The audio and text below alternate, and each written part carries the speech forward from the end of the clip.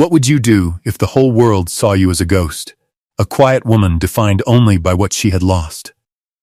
What if, to survive, you had to claim something everyone else had dismissed as worthless, enduring their laughter just for a chance at a few scraps of firewood? This is the story of Kate Haskett, a young widow in the hard country of 1870s Wyoming, who spent 2 days of back-breaking labor dragging a rotted old stagecoach from a ditch, earning nothing but the town's scorn. But what no one knew, what the jeering men and whispering women could never have guessed, was that a secret worth more than gold was still bolted to its frame, waiting for the right hands to uncover it. The truth waiting inside that wreck would not just change her life, it would rewrite the history of the entire town. Settle in, and let us know in the comments where you're watching from as we travel back to a time when courage was a quiet, stubborn thing. The dust of Redemption, Wyoming, was a fine, pale powder that settled on everything, a constant reminder of the grit required to simply exist. For Kate Haskett, it coated the hem of her worn gray dress, filled the creases of her rope-burned hands, and seemed to have settled permanently in her heart. It had been a year since the mine collapse had taken her husband Thomas, leaving her with little more than his name and a silence that filled their small rented cabin at the edge of town. At 25, she felt ancient. Her days were a cycle of steam, lie, and other people's dirt. Her work as a laundress paying just enough to keep food on the table and oil in the lamp. She moved through the town with a stillness that made people look past her, a sorrowful fixture as common and unnoticed as a fence post. Her hands were her ledger, the skin raw and split from wringing heavy sheets and scrubbing collars for men who would never know her name. They were the hands of a woman twice her age, but they were strong. They had to be. One sweltering afternoon, walking the long road back from a delivery to a ranch on the far side of the valley, she sought a moment's rest in the shade of a deep ravine carved by spring floods years ago. And there she saw it. Tilted at a drunken angle, half swallowed by mud and overgrown with thistle, was the skeletal remains of an old stagecoach. Its wheels were gone, its paint peeled away to reveal the dark, weathered wood beneath.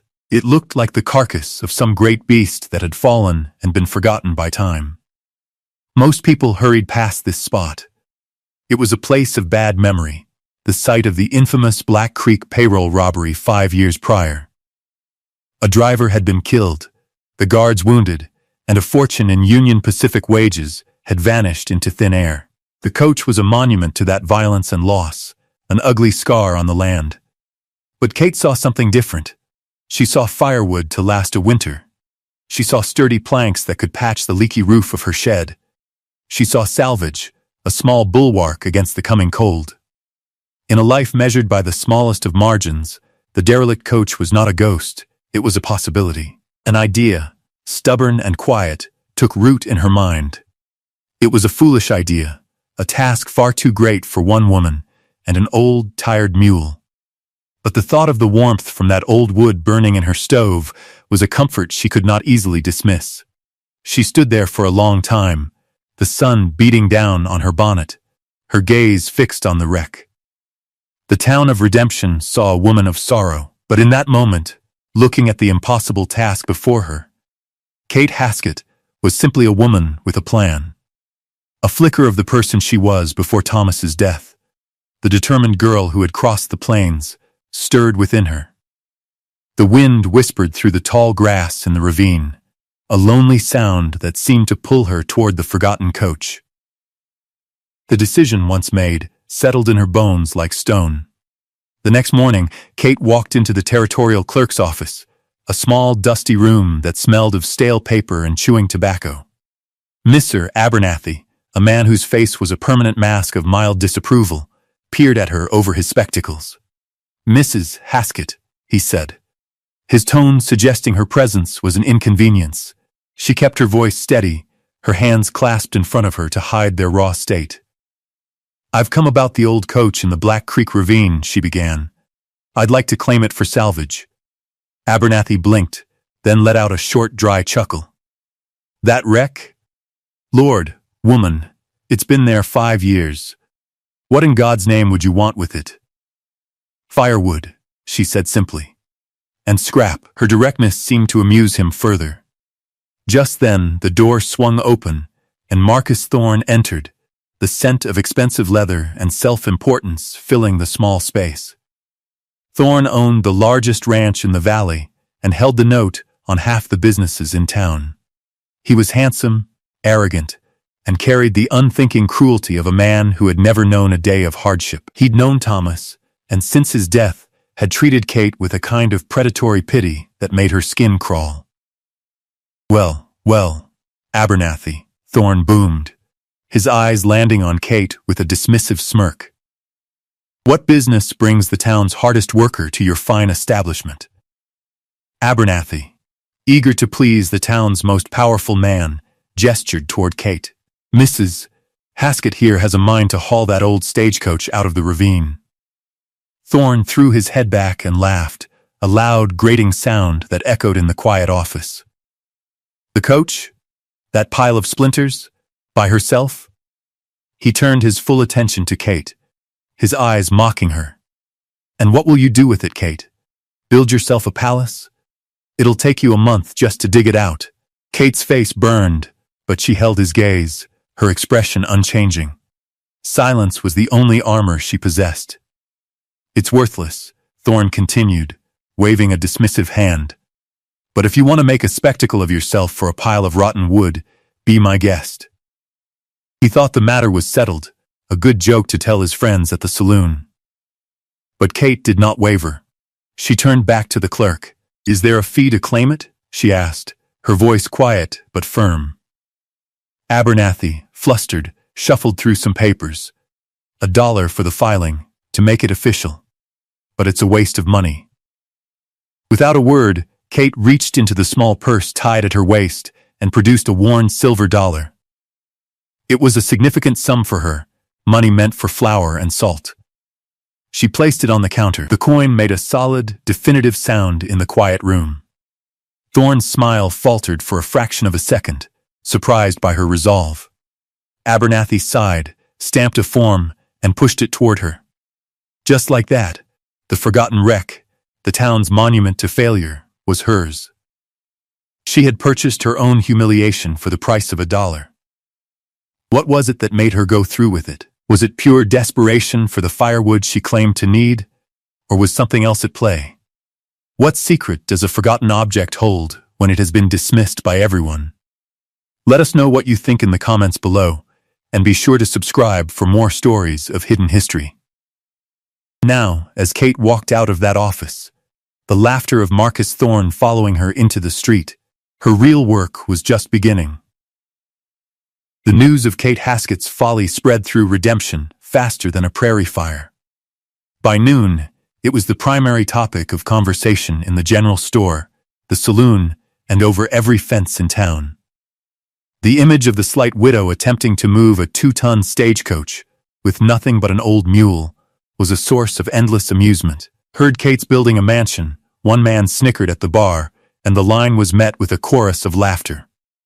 Women, gathered with their baskets, whispered among themselves. Poor thing, one said, shaking her head.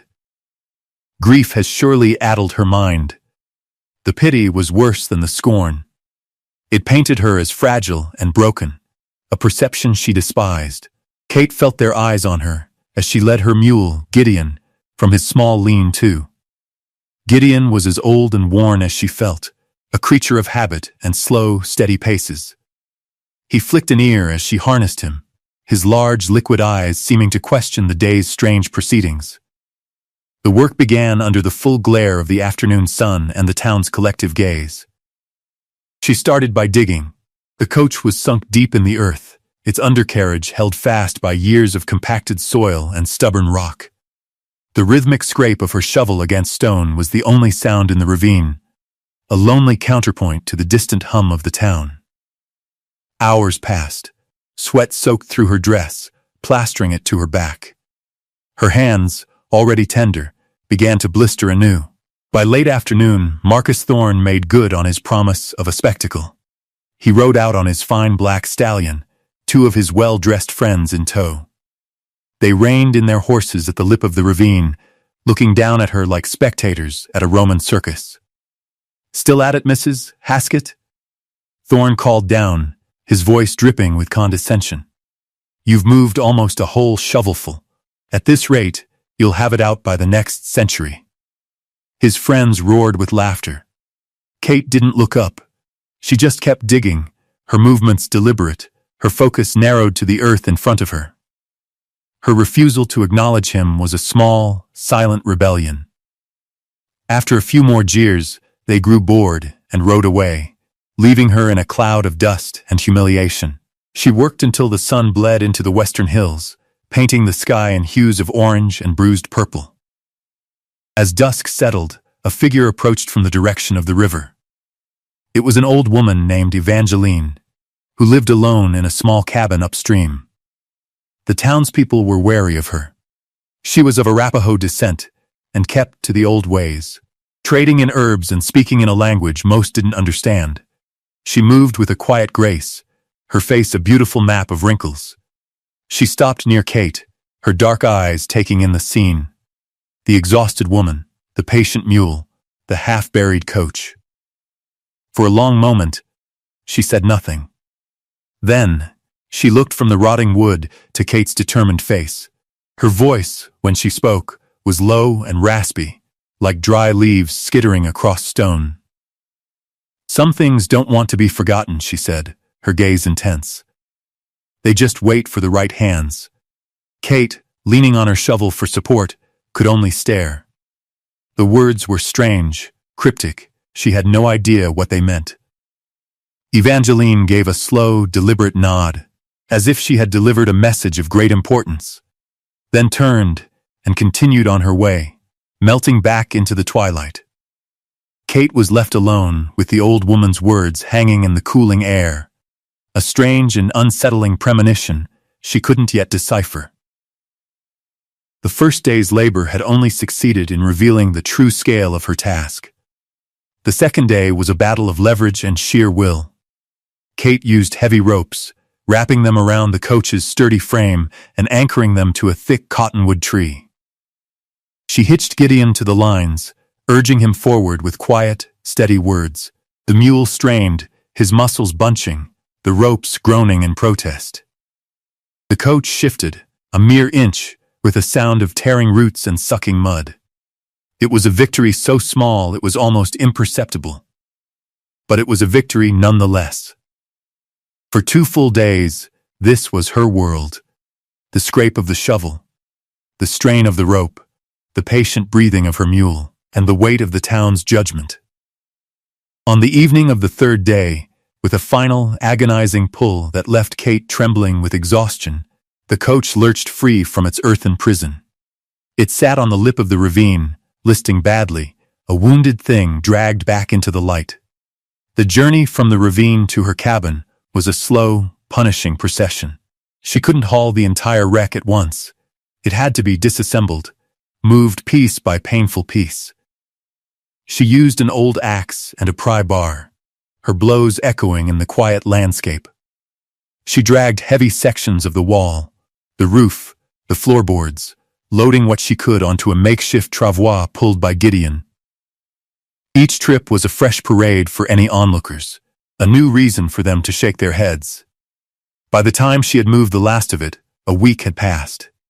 The pile of rotting wood in her yard looked even more pathetic than it had in the ravine. It was a monument to her foolishness, sitting right outside her front door. Disappointment, heavy and cold, finally settled over her. The firewood was damp and splintered. The metal was rusted beyond use. Thorne had been right. It was worthless. That night, she collapsed onto her simple cot, her body a single, throbbing ache. A cold autumn rain began to fall, the drops drumming a mournful rhythm on her cabin roof. Through her small window, she could see the dark, hulking pile of wood, and the sound of the rain hitting the scraps of rotted leather from the coach's roof seemed to mock her, each drop a whisper of failure in the lonely darkness. She felt a fool, more alone than ever. The town had laughed, and now it seemed the sky was laughing too. The morning after the rain was cold and clear, the air washed clean. The pile of wood in her yard glistened, looking less like salvage and more like debris. A sense of grim obligation drove Kate from her bed.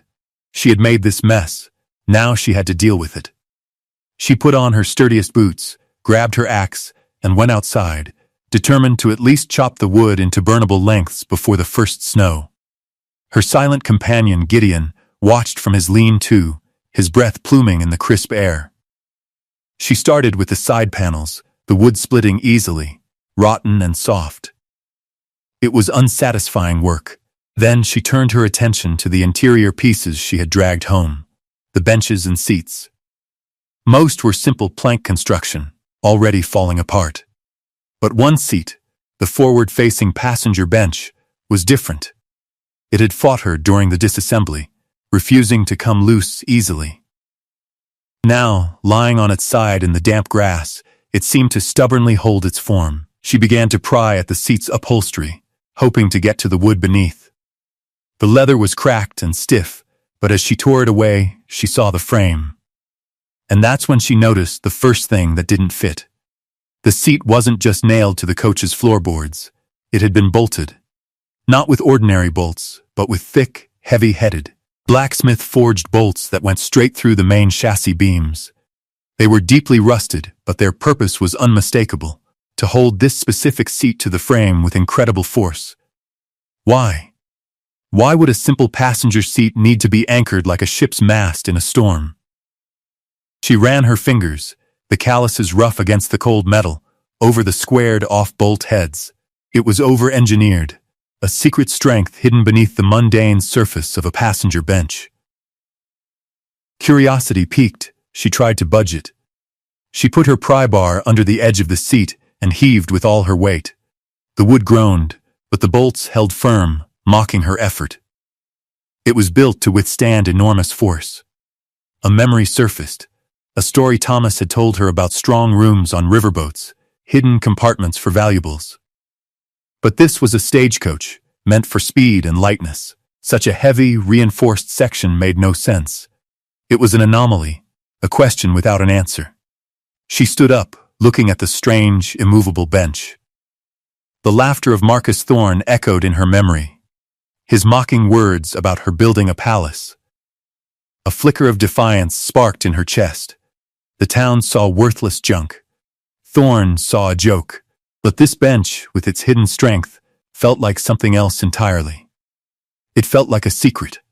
She didn't know what it meant, but for the first time since she'd started this fool's errand, she felt a sliver of something other than exhaustion and shame. It was the sharp, clean feeling of a mystery, a detail that refused to fit the story everyone else believed. She set her tools down. The chopping could wait. The mystery of the bolted seat took hold of Kate's mind. For 2 days, she tried everything she could think of to loosen the rusted bolts. She used oil, a hammer, and every ounce of her strength, but they wouldn't yield. They were fused by time and rust into a single, solid unit. The task was beyond her simple tools and her own power. She needed a blacksmith. The thought sent a tremor of apprehension through her. There was only one blacksmith in Redemption: Owen Vale. Owen was a quiet man, broad-shouldered and steady, with a sadness in his eyes that mirrored her own. He had been a friend of Thomas's, and since the collapse, he had always treated Kate with a gentle, unspoken respect that set him apart from the other men in town. He never offered pity, only a quiet nod when they passed on the street. Asking for his help felt like an admission of failure, yet another woman needing a man to solve her problems. But the riddle of the bolts was too compelling to ignore. Swallowing her pride, she walked to the smithy at the end of the main street. The rhythmic clang of hammer on steel grew louder as she approached, a powerful, steady heartbeat in the town's quiet morning. She found Owen at his forge, his face lit by the glowing metal, his arms swinging in a practiced, hypnotic rhythm. He stopped when he saw her standing in the doorway, a silhouette against the bright street. "Mrs. Haskett," he said, his voice a low rumble. He wiped his brow with the back of a leather-gloved hand his expression one of mild surprise. "I need your help, Mr. Vale," she said, her voice barely above a whisper. "I can pay." He shook his head. "No need for that. What's the trouble?" She explained the situation, the coach, the strange seat, the immovable bolts. As she spoke, she watched his face. When she mentioned the coach from the Black Creek ravine, he went very still. The hammer in his hand lowered slowly to the anvil. "You pulled that coach out?" he asked. His voice changed, laced with something she couldn't identify. Disbelief? Awe? He agreed to come at the end of the day. When he arrived at her cabin, he didn't even look at her. His eyes were fixed on the pile of wood in her yard. He walked over to a large, curved piece of the coach's body, the paint almost entirely gone, but for a few faint swirls of what might have been gold leaf. He ran a hand over the wood, his touch gentle, reverent. "The Cheyenne Star," he murmured, so quietly she almost didn't hear him. He turned to her, his eyes dark with memory. "I was a driver for Wells Fargo before I set up the smithy here. I drove this route. This was the coach from the robbery." He looked around at the wreckage, then at her. "They said the robbers took everything. The express box was empty. But I always wondered." His words hung in the air between them. He wasn't looking at a pile of junk, he was looking at a ghost from his own past. He finally turned his attention to the bolted seat. He knelt, examining the bolts with a professional eye. "You're right," he said, a new energy in his voice. "This isn't standard. This was a modification. A hidey hole." He looked up at her, and for the first time she saw a fire in his quiet eyes. "Let's open it." His presence was a shield against the town's scorn, his quiet belief a counterweight to their loud mockery. He had not come to help a foolish woman. He had come to help solve a mystery he, too, had lived with for 5 years. Owen returned to his smithy and came back with the tools for the job. A heavy, long-handled wrench with a jaw that could grip the rusted bolts, a sledgehammer, and a sharpened steel pry bar. The sun was beginning to set, casting long shadows across the yard. The work was slow and brutal.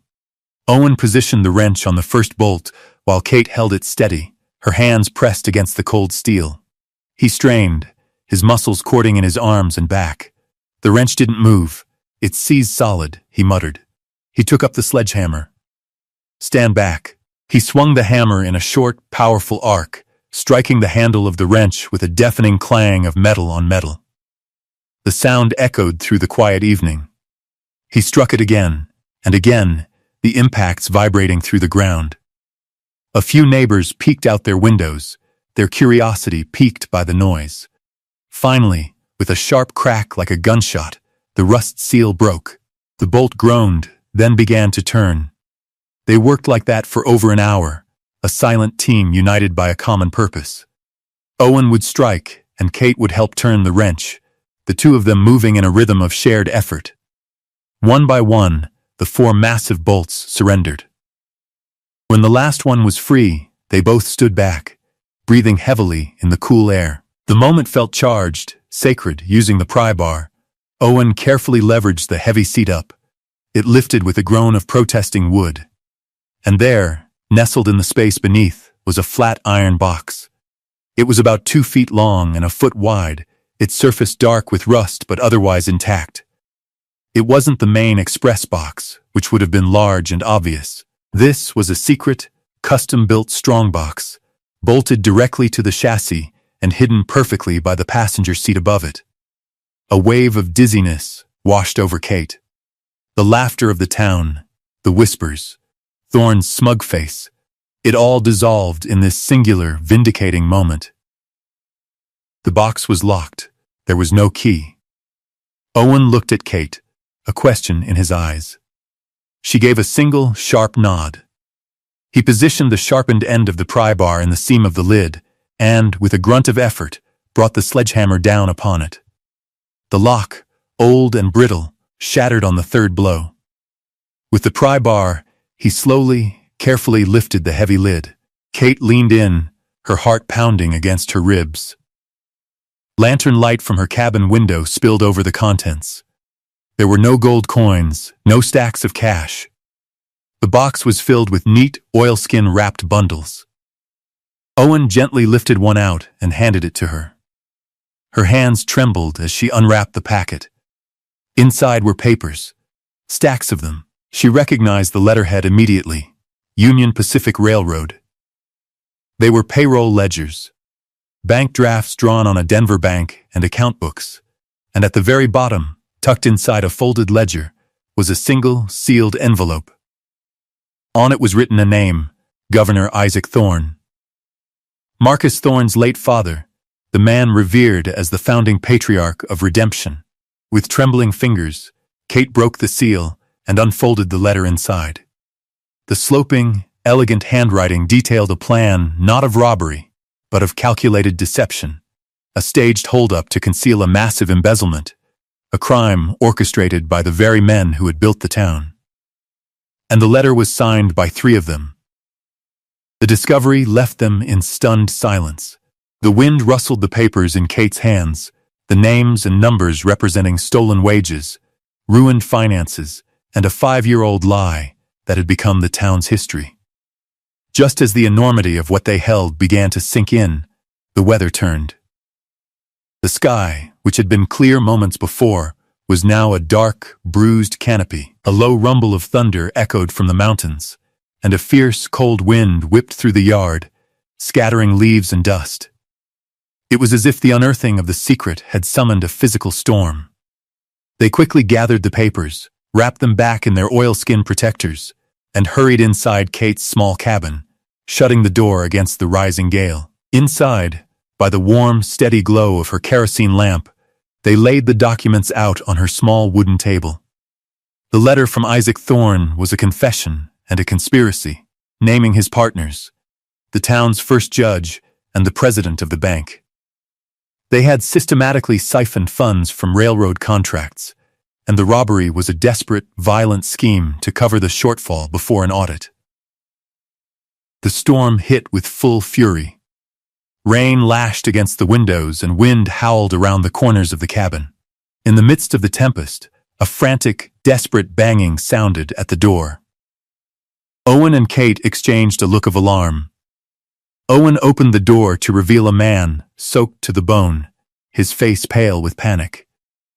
Behind him, a woman huddled with 2 small children, their faces streaked with rain and fear.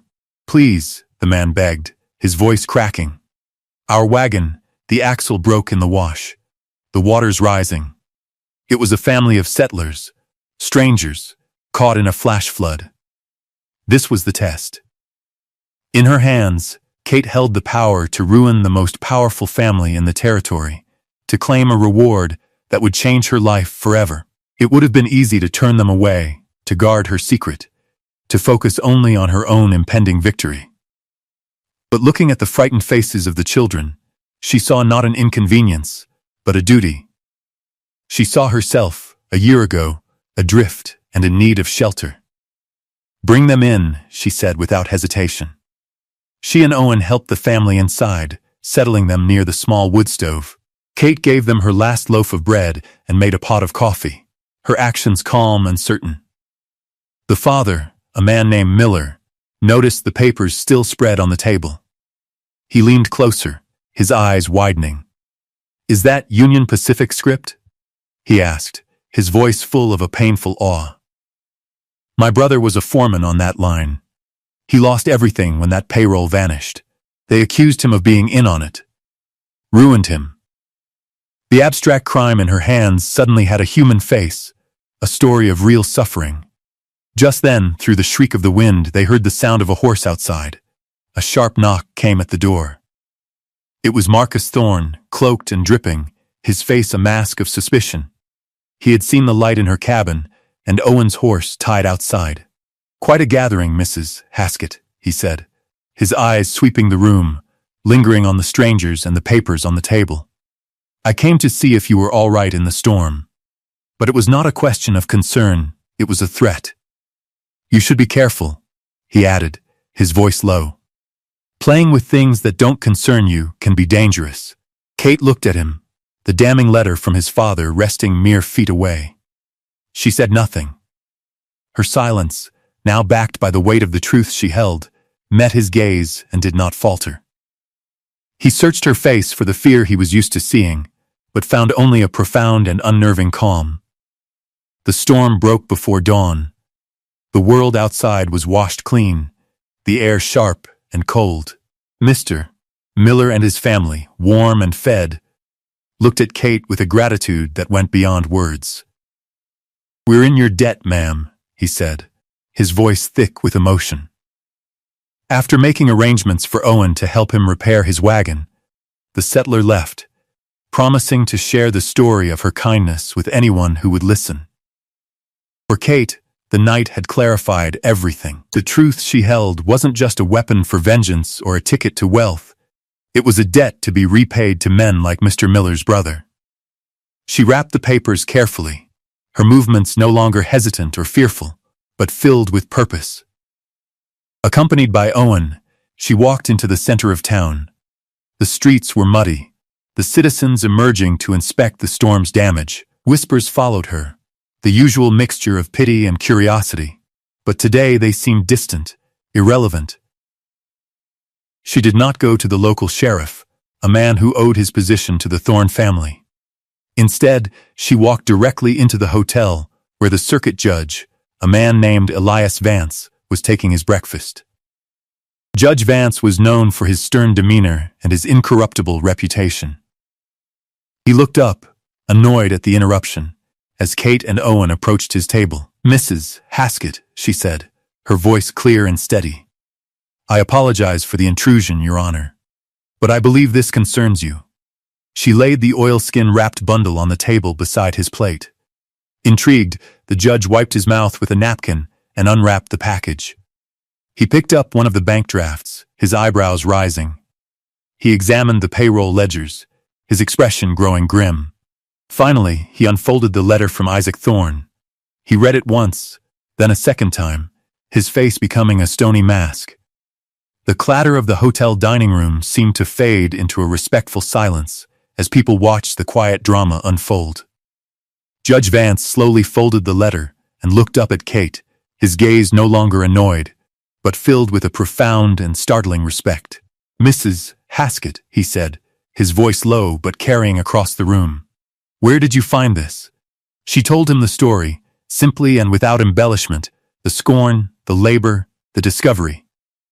When she finished, the judge was silent for a long moment. "For 5 years," he said, more to himself than to her, "this has been a stain on the territory. You have just solved the Black Creek robbery." He stood up. "Mr. Vale, would you be so kind as to ask Sheriff Brody and Mr. Marcus Thorne to join me here immediately?" Word spread through Redemption like a shockwave. The laughter that had followed Kate for weeks died in people's throats, replaced by stunned disbelief, then by a dawning awe. Marcus Thorne arrived, arrogant and dismissive as always, until Judge Vance slid his father's letter across the table. Thorne's color drained away, his composure crumbling as he read the proof of his family's foundational crime. He was not arrested. The sins were his father's, long dead, but his power, built on a lie, was irrevocably broken. The judge declared that the Thorne estate was liable for the full amount of the embezzled funds, plus interest. The bank was ordered to honor the drafts, and by territorial law, a significant finder's reward for the recovered federal assets was to be awarded to Kate Haskett. The town that had mocked her now watched her in reverent silence. In the weeks that followed, Redemption was a town transformed. The humility of the Thorne family was a quiet, constant spectacle. Marcus, stripped of his unearned authority, had to liquidate land and assets to make restitution to the Union Pacific and the Denver Bank. The story of Kate's quiet persistence and startling discovery became a local legend, recounted in hushed, admiring tones in the very saloon where she had been a punchline. Strangers, like the Miller family she had sheltered, began to arrive, drawn by the news, and they spoke of her not as the woman who got lucky, but as the woman who showed integrity. The town's memory was rewriting itself, and at its center was the laundress they had all dismissed. Kate collected her reward, a sum that was, to her, unimaginably large. But she didn't buy fine dresses or move into the Thorn mansion, which now sat empty. The money was not a prize to be flaunted. It was a tool. The first thing she did was buy a small, fertile plot of land overlooking the valley, a place with a clear view of the mountains and a stream running through it. The final scene of her long struggle unfolded at golden hour, that quiet, holy time between day and night. She was not alone. Owen Vale stood with her on her new land, not as a suitor in a whirlwind romance, but as a partner, a friend forged in a crucible of rust and truth. They weren't speaking of marriage, but of foundations, of building something solid and real. They were drawing plans in the dirt with a stick for a new combined livery and blacksmith shop, a venture built on her capital and his skill. Nearby, the last remnants of the Cheyenne Star were stacked neatly. The rotted wood, the source of so much scorn and pain, had been sawn into lengths, ready to be the first fuel to warm the small, sturdy house she planned to build. It was no longer a symbol of humiliation, but of a strange and profound beginning. Owen, watching her gaze at the pile of wood, asked the question that had been on everyone's mind. "What will you do now, Kate?" She reached out and touched a piece of the weathered, splintered timber, the grain rough beneath her fingers, which were already beginning to heal. A small, quiet smile touched her lips for the first time in over a year. She looked out at the valley, at the future spreading before her, and gave her answer, the quiet moral of her story. "They thought I was hauling scrap," she said, her voice soft but sure. "But I was just recovering a debt." Thank you for staying with us through Kate's incredible journey of resilience and quiet vindication. Her story reminds us of the profound strength in finding value where others see none. If you were moved by her determination, please consider leaving a like and a comment below, and subscribe for more stories of the forgotten heroes of the past. We'll see you next time.